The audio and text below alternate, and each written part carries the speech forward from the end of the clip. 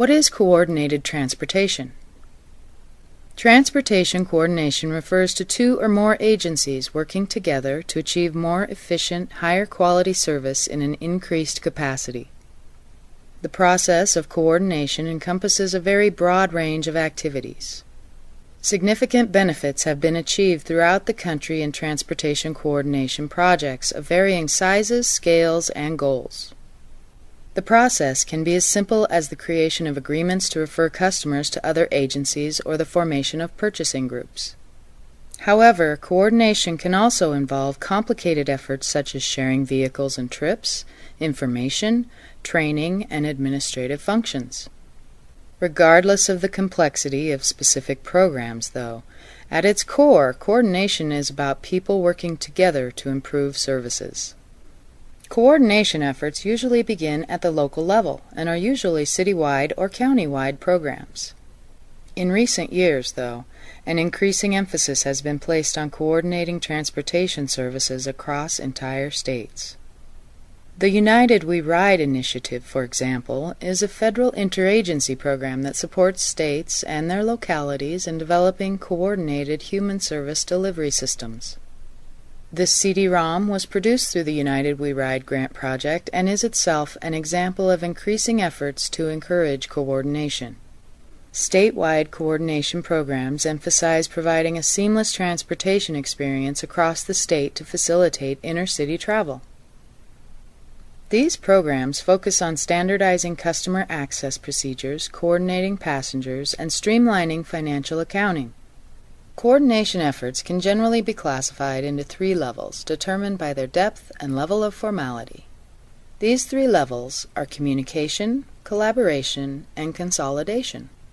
It should be noted that not all coordination programs will fall uniquely into one of these categories, but may instead involve aspects from more than one of the three levels.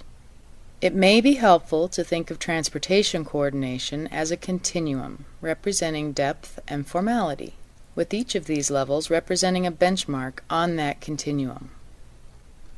Communication is the most basic form of coordination.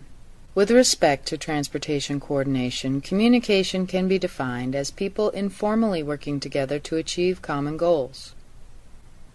Examples can be as simple as referring customers to another transportation provider, or working with another organization to form a purchasing group and lower the overall costs of services.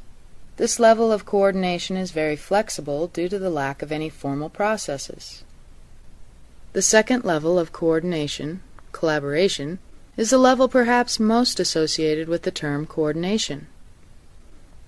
It involves the formalization of the process of two or more organizations working together. Typically, collaboration will involve joint use agreements or other contracts that spell out how the various organizations will work together to enhance the transportation services to their customers. Collaboration often involves organizations sharing vehicles, which may lead to greater service availability during service hours, expanded weekday hours, or weekend service. Because collaboration produces more benefits than communication and is not as complicated as consolidation, it is probably the most common level of coordination.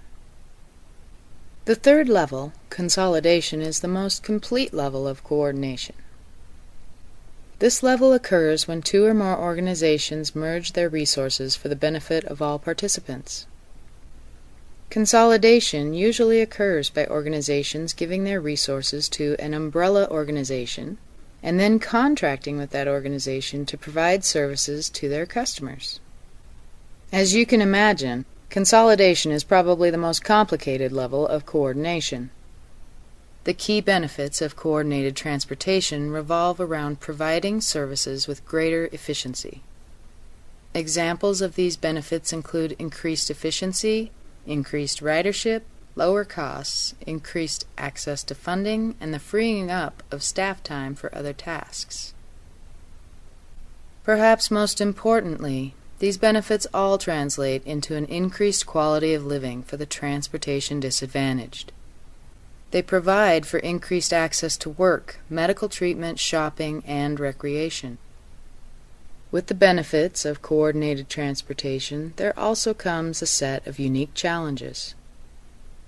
These can include restrictions of vehicle use set by funding sources, finding insurance for mixed passenger groups, and reluctance to yield control to separate agencies over funding and services. However, it's important to remember that coordinated transportation systems across the country have been identifying and overcoming challenges for years, and that overcoming them can be done by keeping the proper mindset. Next, we'll take a look at the Transportation Advisory Committees and the role they play in the coordination process.